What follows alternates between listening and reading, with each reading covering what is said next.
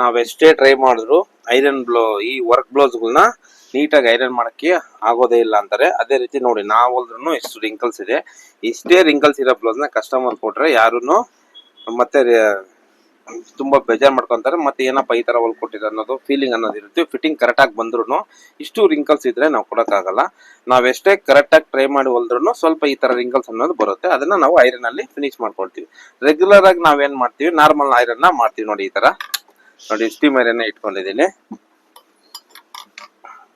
ನೋಡಿ ಇಷ್ಟು ಟ್ರೈ ಮಾಡಿದ್ರು ನಮ್ಗೆ ಇಷ್ಟ ಅನ್ನೋದು ಬರುತ್ತೆ. ನೋಡಿ ಈ ತರ ನೋಡಿ ಅವಾಗ ಹೆಂಗಿತ್ತು, ಇವಾಗ ಈ ತರ ಆಯ್ತು. ಇದನ್ನೆಲ್ಲ ಇನ್ನೂ ಸ್ವಲ್ಪ ನೀಟಾಗಿ ಮಾಡ್ಬೇಕಂತಂದ್ರೆ ಏನ್ ಮಾಡ್ಬೇಕಂತಂದ್ರೆ ನಾವು ಈ ತರ ಶೇಪ್ ಅಲ್ಲಿ ಒಂದು ದಿಮ್ ತರನ ಹೊಲ್ಕೋಬೇಕು. ಯಾಕಂತಂದ್ರೆ ನೋಡಿ ಇದು ಕೆಳಗಡೆ ಗಟ್ಟಿ ಇರೋದ್ರಿಂದ ನಾವು ಈ ಬೀಡ್ಸ್ ಮೇಲೆ ಐರನ್ ಮಾಡ್ಸಿಟ್ರೆ ಏನಾಗುತ್ತೆ, ಬೀಡ್ಸ್ ಒಡೆದೋಗುತ್ತೆ, ಇಲ್ಲ ಅಂದ್ರೆ ಬಿಚ್ಕೊಂಡ್ ಬಂದ್ಬಿಡುತ್ತೆ. ಅವಾಗ ಏನ್ ಮಾಡ್ಬೇಕಂದ್ರೆ ಇದು ಸ್ವಲ್ಪ ಮೆತ್ತಗಿರುತ್ತೆ. ಇದನ್ನ ಯಾವ ತರ ಮಾಡ್ಕೋಬೇಕು ಅಂತ ನೆಕ್ಸ್ಟ್ ವಿಡಿಯೋದಲ್ಲಿ ತಿಳಿಸ್ಕೊಡ್ತೀನಿ. ನೋಡಿ ಈಗ ಈ ಆಕಾರದಲ್ಲಿ ನಾವು ಇದನ್ನ ಹೊಲ್ಕೊಬೇಕು. ಅದಾದ್ಮೇಲೆ ಇದನ್ನ ಕೆಳಗಡೆ ಇಟ್ಟು ನೋಡಿ ಅವಾಗ ನಾರ್ಮಲ್ ಐರನ್ ಮಾಡಿದಾಗ ಎಷ್ಟು ಫಿನಿಶಿಂಗ್ ಬಂತು, ಇವಾಗ ಯಾವ ತರ ಬರುತ್ತೆ ಅಂತ ನೋಡ್ಕೊಬೋದು. ನೋಡಿ ಇಷ್ಟೆಲ್ಲ ರಿಂಕಲ್ಸ್ ಇಲ್ಲೇ ಇದೆಯಲ್ಲ, ಇದನ್ನೆಲ್ಲ ಸಮೇತ ನೀಟಾಗಿ ಬರುತ್ತೆ. ಇದು ಮೆತ್ತಗಿರುತ್ತಲ್ಲ ಅದರಿಂದ ನೋಡಿ ನೋಡಿ ಯಾವ ತರ ಶೇಪ್ ಹಾಕಿ ಸ್ವಲ್ಪ ಸ್ಟೀಮ್ ಐರನ್ ಮಾಡಿ ನೋಡಿ ಎಷ್ಟು ನೀಟಾಗಿ ಪರ್ಫೆಕ್ಟ್ ಆಗಿ ಬರುತ್ತೆ ಐರನ್. ಮತ್ತೆ ನೋಡಿ ಇದು ಅಷ್ಟೇ, ಇಲ್ಲಿ ಸ್ವಲ್ಪ ರಿಂಕಲ್ಸ್ ಇದೆಯಲ್ಲ, ನೋಡಿ ಎಷ್ಟು ನೀಟಾಗಿ ಬರುತ್ತೆ ಐರನ್. ಈ ತರ ಐರನ್ ಮಾಡ್ಕೊಟ್ಟಿದ್ದೆ ಅಂತಂದ್ರೆ ಕಸ್ಟಮರ್ ನಂಗೆ ಏನಪ್ಪಾ ಇಷ್ಟು ನೀಟಾಗಿ, ಸ್ವಲ್ಪ ರಿಂಕಲ್ಸ್ ಇದ್ರು ಈ ಫಿನಿಶಿಂಗ್ ಅಲ್ಲಿ ಕಸ್ಟಮರ್ ನೋಡಿದ್ರಂದ್ರೆ ನಮ್ಮನ್ನ ಬಿಟ್ಟು ಎಲ್ಲೂ ಹೋಗಲ್ಲ, ಪದೇ ಪದೇ ನಮ್ಮ ಹತ್ರನೇ ಬರ್ತಾರೆ. ಮತ್ತೆ ಫಿನಿಶಿಂಗ್ ಅನ್ನೋದು ಅಷ್ಟೇ ನೀಟಾಗಿ ಬರುತ್ತೆ. ನೋಡಿ ಡಾಟ್ಸು ಅಷ್ಟೇ, ಇಲ್ಲಿ ಸ್ವಲ್ಪ ಫೋಲ್ಡ್ ಆಗಿತ್ತು ನಾವು ಐರನ್ ಮಾಡ್ಬೇಕಾದ್ರೆ. ನೋಡಿ ಇವಾಗ ನೋಡಿ ಶೇಪ್ ಆಗಿ ಎಷ್ಟು ನೀಟಾಗಿ ಐರನ್ ಬರುತ್ತೆ ಅಂದ್ರೆ. ಮತ್ತೆ ಈ ಶಾರ್ಪ್ನೆಸ್ ಅಲ್ಲೂ ಅಷ್ಟೇ ನೋಡಿ ಈ ತರ ಇಟ್ಕೊಂಡು, ಇಲ್ಲಾಂದ್ರೆ ಈ ಕಡೆ ತಿರ್ಸ್ಕೊಂಡು, ಅದಕ್ಕೆ ಈ ಶೇಪ್ ಅಲ್ಲೇ ಹೊಲ್ಕೋಬೇಕು ಅನ್ನೋದು. ನೋಡಿ ಇಲ್ಲೂ ಅಷ್ಟೇ ಡಾಟ್ ಎಲ್ಲ ಶಾರ್ಪ್ ಆಗಿದೆ, ಎತ್ಕೊಂತ ಇದೆ ಅಂತಾರಲ್ಲ, ಅವ್ರಿಗೆಲ್ಲ ಈ ತರ ಮಾಡ್ಬೇಕು ನೀಟಾಗಿ. ನೋಡಿ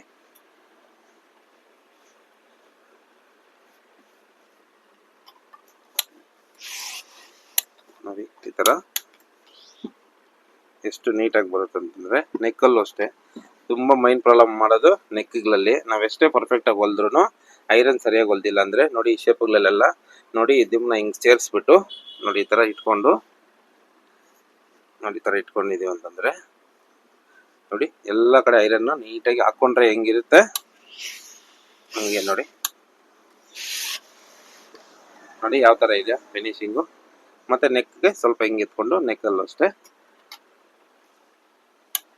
ಟೇಬಲ್ ಗಟ್ಟಿ ಇರುತ್ತಲ್ಲ, ಅದರಿಂದ ನಮಗೆ ಫಿನಿಶಿಂಗ್ ಅನ್ನೋದು ಅಷ್ಟು ನೀಟಾಗಿ ಬರಲ್ಲ. ನೋಡಿ ಕೆಳಗಡೆ ಈ ತರ ದಿಮ್ನ ಹೊಲ್ಕೊಂಡು ಇದು ಮಾಡ್ಕೊಂಡಿವಿ ಅಂದ್ರೆ ಫಿನಿಶಿಂಗ್ ಅನ್ನೋದು ನೀಟಾಗಿ ಬರುತ್ತೆ. ಮತ್ತೆ ನೋಡಿ ಆರ್ಮೋಲ್ ಹತ್ರ ಸ್ವಲ್ಪ ಇದನ್ನ ಹಿಂಗೆ ಎಳ್ಕೊಬೇಕು ಅಷ್ಟೇನೆ.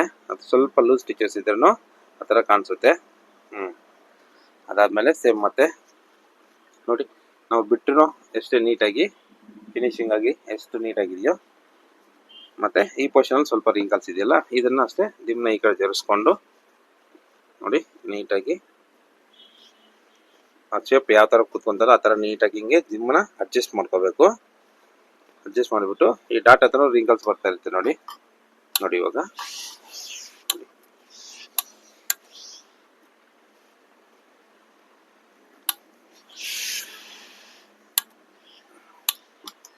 ನೋಡ್ಕೋಬೋದು ನೀವು. ಇವಾಗ ನೋಡಿ ಫಿನಿಶಿಂಗು ನೋಡಿ ಯಾವ ತರ ಇದೆ ಫಿನಿಶಿಂಗ್ ಇದು. ನೋಡಿ ಈ ಕಡೆ ಯಾವ ತರ ಇದೆಯಾ, ಈ ಕಡೆಯಿಂದ ತೋರಿಸ್ತೀನಿ ರೀ. ನೋಡಿ ನಾವು ದಿಮ್ಮಕ್ಕೆ ಐರನ್ ಮಾಡಿದೀವಿ, ನೋಡಿ ಎಷ್ಟು ನೀಟಾಗಿ ಪರ್ಫೆಕ್ಟ್ ಆಗಿದೆ. ನಿಮ್ಗೆಲ್ಲೂ ನಾವೆಷ್ಟೇ ಕಷ್ಟ ಬಿಟ್ಟು ಹೊಲ್ದಿದ್ರು ಸಹ ಐರನ್ ಅಲ್ಲೇ ಮೈನ್ ಇರೋದು. ನೋಡಿ ಎಷ್ಟು ನೀಟಾಗಿದೆ, ಎಲ್ಲೂ ಒಂದು ಚೂರು ರಿಂಕಲ್ಸ್ ಇಲ್ದಿರ ಬರುತ್ತೆ. ಈ ತರ ನಾವು ಐರನ್ ಮಾಡ್ಕೊಂಡ್ರೆ ಪ್ರತಿಯೊಂದೊಂದು ಅಷ್ಟೇ ಈ ದಿಮ್ನ ಸಹಾಯದಿಂದ ನೀಟಾಗಿ ಐರನ್ ಮಾಡ್ಕೊಂಡಿದ್ವಿ ಅಂದ್ರೆ ಪರ್ಫೆಕ್ಟ್. ಕಸ್ಟಮರ್ ಕೊಡೋಕ್ ಮುಂಚೆ ಈ ತರ ನೀಟಾಗಿ ಎಲ್ಲ ಕಡೆ ಐರನ್ ಮಾಡ್ಕೊಟ್ಟಿದೀವಿ ಅಂದ್ರೆ ನೆಕ್ ಮಾತ್ರ ಸೂಪರ್ ಆಗಿರುತ್ತೆ. ಫಿಟ್ಟಿಂಗ್ ಅಷ್ಟೇ ನೋಡಿ ಎಲ್ಲೂ ರಿಂಕಲ್ಸ್ ಅನ್ನೋದೇ ಇರಲ್ಲ. ಇನ್ನು ಸ್ವಲ್ಪ ಸ್ಟೀಮ್ ಐರನ್ ಯೂಸ್ ಮಾಡ್ಕೊಂಡು ನೋಡಿ ಈ ತರ ಪ್ರೆಸ್ ಮಾಡ್ಕೊಂಡ್ರೆ ನೀರು ಬರುತ್ತೆ. ಹೇರು ಮತ್ತೆ ನೀರು ಎರಡು ಬರೋದ್ರಿಂದ ನೀಟಾಗಿ ಫಿನಿಶಿಂಗ್ ಆಗಿ ಬಂದ್ಬಿಡುತ್ತೆ. ನೆಕ್ ನೋಡಿ ಇಷ್ಟು ಈ ತರ ನೋಡಿ ನೋಡಿ ಯಾವ ತರ ಬರುತ್ತೆ. ಮತ್ತೆ ಸ್ಲೀವ್ಸ್ ನೋಡಿ, ಸ್ಲೀವ್ಸ್ ತೋರಿಸ್ತೀನಿ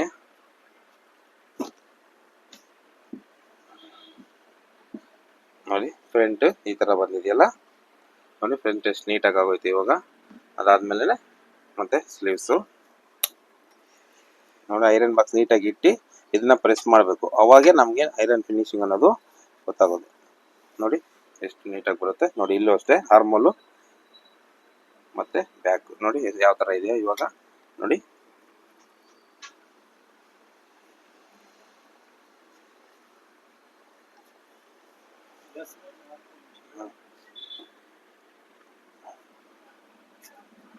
ನೀಟಾಗಿ ಈ ತರ ಬಂದ್ಬಿಡ್ತು. ಇದು ಬ್ಯಾಕ್ ಇನ್ನೂ ಐರನ್ ಮಾಡಿಲ್ಲ ನೋಡಿ. ಆರ್ಮೋಲ್ ನೋಡಿ ಇಷ್ಟೇ ಸಮವಾಗಿ ಆರ್ಮೋಲ್ ಹಾಕೊಂಡಾಗು ನೋಡಿ ನೀಟಾಗಿರುತ್ತೆ. ಈ ತರ ಸ್ಟೀಮ್ ಐರನ್ ಯೂಸ್ ಮಾಡಿ ಐರನ್ ಮಾಡೋದ್ರಿಂದ ಎತ್ಕೊಳ್ಳೋದು, ರಿಂಕಲ್ಸ್ ಬರೋದು ಅದೆಲ್ಲ ಮೈನ್ ಇರೋದು ಐರನ್ ಅಲ್ಲಿ ಸ್ವಲ್ಪ ರಿಂಕಲ್ಸ್ ಬರೋದೆಲ್ಲ ಅವಾಯ್ಡ್ ಆಗ್ಬಿಡುತ್ತೆ.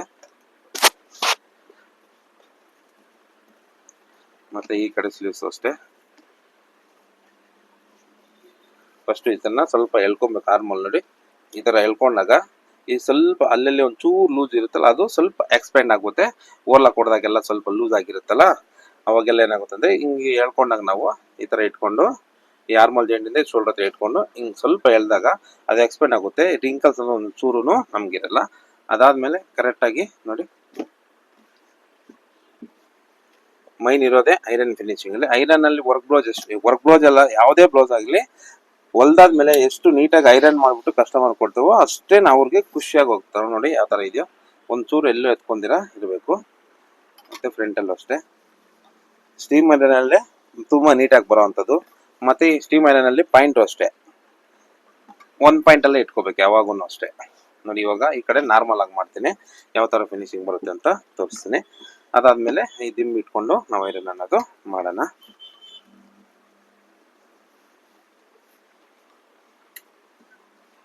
ಆಲ್ಮೋಸ್ಟ್ ಎಲ್ಲಾನು ಇದು ಸ್ವಲ್ಪ ರಿಂಕಲ್ಸ್ ಇರೋದನ್ನು ಅದನ್ನ ಇಟ್ಕೊಂಡಿದ್ರೆ ನಾವೇನ್ ಮಾಡ್ತೀವಿ, ಫಿನಿಶಿಂಗ್ ಅನ್ನೋದು ನೀಟಾಗಿ ಮಾಡ್ಕೊಂಡ್ಬಿಡ್ತೀವಿ. ಒಂದು ಚೂರು ರಿಂಕಲ್ಸ್ ಅನ್ನೋದು ಬರಲ್ಲ.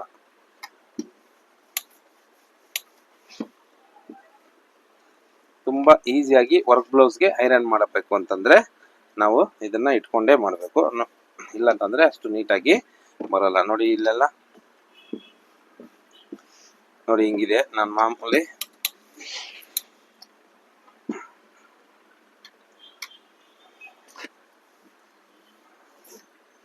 ನೋಡಿ ಇಷ್ಟು ಮಾಡಬಹುದು ಐರನ್. ಅದೇ ಇವಾಗ ಇದನ್ನ ಇಟ್ಕೊಂಡು ಮಾಡಿದ್ರೆ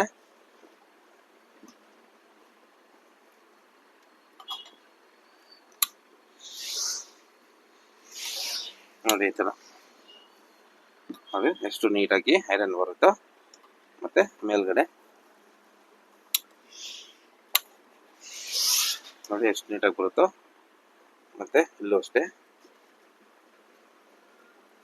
ನೋಡಿ ತಿರ್ಸ್ಕೋಬೇಕು ದಿಮ್ನ, ಯಾವ ರೀತಿ ನಮ್ಗೆ ಅನುಕೂಲ ಇರುತ್ತೆ ಆ ರೀತಿ.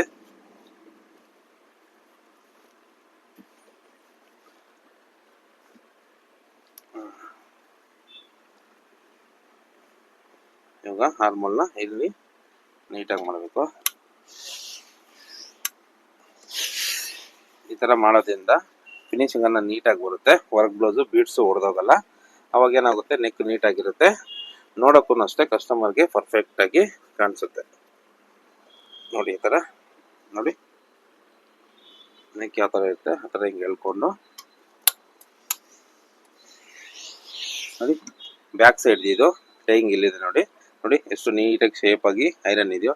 ನಮ್ಗೆ ಸ್ವಲ್ಪ ಎತ್ಕೊಳ್ಳೋದಿದ್ರು ಈ ಸ್ಟೀಮ್ ಐರನ್ ಯೂಸ್ ಮಾಡ್ತೀವಲ್ಲ ಹಿಂಗೆ, ಅವಾಗ ಏನಾಗುತ್ತೆ ಸ್ವಲ್ಪ ಹಿಂಗೆ ಎತ್ಕೊಳ್ಳೋ ಲೂಸ್ ಟೈಟ್ ಇರುತ್ತಲ್ಲ ಅದನ್ನು ಸಮೇತ ಬರಲ್ಲ, ಹಂಗೆ ಸ್ಟಿಫ್ ಆಗಿ ನಿಂತ್ಕೊಂಡ್ಬಿಡುತ್ತೆ ನೋಡಿ. ಎದೊಳಗೆ ಚಾನ್ಸೇ ಇರಲ್ಲ.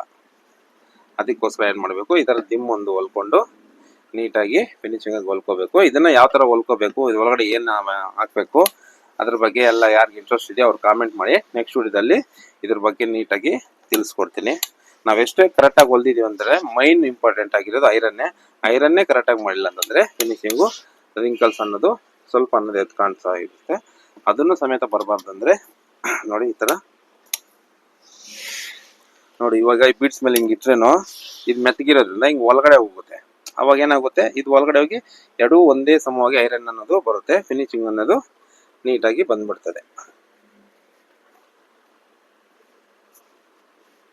ನೋಡಿ ಶೋಲ್ಡ್ರಿಂದ ಇಲ್ಲಿ ನೋಡಿ, ಶೋಲ್ಡ್ರಿಂದ ಇಲ್ಲಿ ಹಾಕೊಂಡಾಗ ಹೆಂಗೆ ಬರುತ್ತೆ ಹಂಗೆ ಬ್ಲೌಸ್ನ ಹಿಂಗೆ ಇಟ್ಕೋಬೇಕು. ನೋಡಿ ಬ್ಲೌಸ್ ಹಾಕೊಂಡಾಗ ಹಿಂಗಿರುತ್ತೆ. ಅವಾಗ ಏನು ಮಾಡ್ಬೇಕು, ಅದೇ ಶೇಪಲ್ಲೇ ನಾವು ಹಿಂಗೆ ಐರನ್ ಅನ್ನೋದು ಇಡಬೇಕಾಗುತ್ತೆ. ಅವಾಗ ಏನಾಗುತ್ತೆ, ಈ ಸ್ಟೀಮರಲ್ಲಿ ಇದ್ಬಿಟ್ರೆ ಸ್ವಲ್ಪ ಏನೋ ಲೂಸ್ ಟೈಟ್ ಇದ್ರೆ ಬಟ್ಟೆ, ಈ ಬಟ್ಟೆ ಮತ್ತೆ ಒಳಗಡೆ ಲೈನಿಂಗ್ ಎರಡು ಒಂದೇ ಸಮ ಇರಬೇಕು. ಅವಾಗ ಏನಾಗುತ್ತೆ ಅಂದರೆ ಸ್ಟೀಮರನ್ನ ಎರಡು ಒಂದೇ ಸಮ ಶಿಂಕ್ ಮಾಡಿ ನೀಟಾಗಿ ಲೆವೆಲ್ ಆಗಿ ಹಿಂಗೆ ಮಾಡಿಬಿಡುತ್ತೆ. ಅವಾಗ ನಮ್ಗೆ ಸ್ವಲ್ಪ ಲೂಸ್ ಟೈಟ್ ಇರೋದನ್ನು ಬರಲ್ಲ. ಓಕೆನಾ, ಇದು ಇವತ್ತಿನ ವಿಡಿಯೋ. ಈ ವಿಡಿಯೋದಲ್ಲಿ ನಿಮಗೆ ಏನೇ ಡೌಟ್ಸ್ ಇದ್ರೂ ಐರನ್ ಬಗ್ಗೆ ಆಗಲಿ, ಇಲ್ಲ ಈ ಐರನ್ ಬಾಕ್ಸ್ ಬಗ್ಗೆ ಆಗಲಿ, ಮತ್ತು ಈ ದಿಮ್ಮು ಯಾವ ಥರ ಹೊಲ್ಕೋಬೇಕು ಅನ್ನೋದು ಅದ್ರ ಬಗ್ಗೆ ಆಗಲಿ, ನಿಮ್ಗೆ ಏನೇ ಡೌಟ್ಸ್ ಇದ್ರೂ ನಮಗೆ ಕಾಮೆಂಟ್ ಮಾಡಿ. ಖಂಡಿತವಾಗ್ಲೂ ಅದ್ರ ಬಗ್ಗೆ ನಿಮಗೆ ತಿಳಿಸ್ಕೊಡ್ತೀನಿ ಕಂಪ್ಲೀಟಾಗಿ. ನೋಡಿ ಸ್ವಲ್ಪ ಇದೆಯಲ್ಲ, ಇದು ಅದನ್ನು ಸಮೇತ ನಾವು ನೀಟಾಗಿ ಐರನ್ನಲ್ಲಿ ನೀಟಾಗಿ ಫೋಲ್ಡ್ ಮಾಡಿ ಕಸ್ಟಮರ್ ಕೈ ಕೊಟ್ಟಿದೆ ಅಂದರೆ ತುಂಬ ಫೀಲ್ ಅನ್ನೋದು ಚೆನ್ನಾಗಿರುತ್ತೆ. ಅವ್ರಿಗೆ ಏನಪ್ಪ ಎಷ್ಟು ನೀಟಾಗಿದೆ ಬ್ಲೌಸು, ಹಾಕೊಂಡಾಗು ಅಷ್ಟೇ ಎಲ್ಲ ಸಿಂಕ್ ಎಲ್ಲ ಕಡೆ ಆಲ್ರೆಡಿ ಲೈನಿಂಗ್ ಒಂದ್ಸಲ ಸಿಂಕ್ ಮಾಡಿಬಿಟ್ಟು ಕಟ್ ಮಾಡಬೇಕಾದ್ರೆ ನಾವು ಆಲ್ರೆಡಿ ಸಿಂಕ್ ಮಾಡಿರ್ತೀವಿ. ಮತ್ತು ಹೊಲಿಬೇಕಾದ್ರೆ ಸ್ವಲ್ಪ ಏನಾದರೂ ಎಲ್ಲಾದರೂ ಸ್ವಲ್ಪ ಲೂಸ್ ಬಿಟ್ಟಿದ್ರೆ ಏನಾಗುತ್ತೆ ಅಂದರೆ ಈ ಐರನ್ ಸ್ಟೀಮ್ ಐರನ್ ಯೂಸ್ ಮಾಡೋದ್ರಿಂದ ಸ್ವಲ್ಪ ಶಿಂಕ್ ಆಗಿಬಿಡುತ್ತೆ. ಅವಾಗ ಒಂದೇ ಸಮ ಅನ್ನೋದು ನಮಗಿರುತ್ತೆ. ಅವಾಗ ಏನಾಗುತ್ತೆ ಅಂದರೆ ಫಿಟ್ಟಿಂಗ್ ನೋಡೋಕ್ಕೂ ನೀಟಾಗಿ ಕುತ್ಕೊಂತದೆ, ರಿಂಗಲ್ಸ್ ಅನ್ನೋದು ಬರಲ್ಲ. ಎಷ್ಟೇ ಪರ್ಫೆಕ್ಟ್ ಆಗಿ ಹೊಲಿದ್ರೂ ಐರನ್ ಅನ್ನೋದು ತುಂಬ ಇಂಪಾರ್ಟೆಂಟ್. ಓಕೆನಾ, ಇದು ಇವತ್ತಿನ ವಿಡಿಯೋ. ಈ ವಿಡಿಯೋ ನಿಮ್ಗೆ ಇಷ್ಟ ಆಗಿದೆ ಅನ್ಸಿದ್ರೆ ಲೈಕ್ ಮಾಡಿ, ಶೇರ್ ಮಾಡಿ, ನಿಮ್ಮ ಮುಖಾಂತರ ಇನ್ನೊಬ್ರಿಗೂ ಹೆಲ್ಪ್ಫುಲ್ ಆಗಲಿ. ಅದೇ ರೀತಿ ವಿಡಿಯೋ ಬಗ್ಗೆ ಏನೇ ಡೌಟ್ಸ್ ಇದ್ರೂ ಕಾಮೆಂಟ್ ಮಾಡಿ. ನೆಕ್ಸ್ಟ್ ವಿಡಿಯೋದಲ್ಲಿ ನಾನು ನಿಮಗೆ ನೀಟಾಗಿ ಕಂಪ್ಲೀಟಾಗಿ ತಿಳಿಸ್ಕೊಡ್ತೀನಿ. ನೋಡಿ ಈ ಥರ.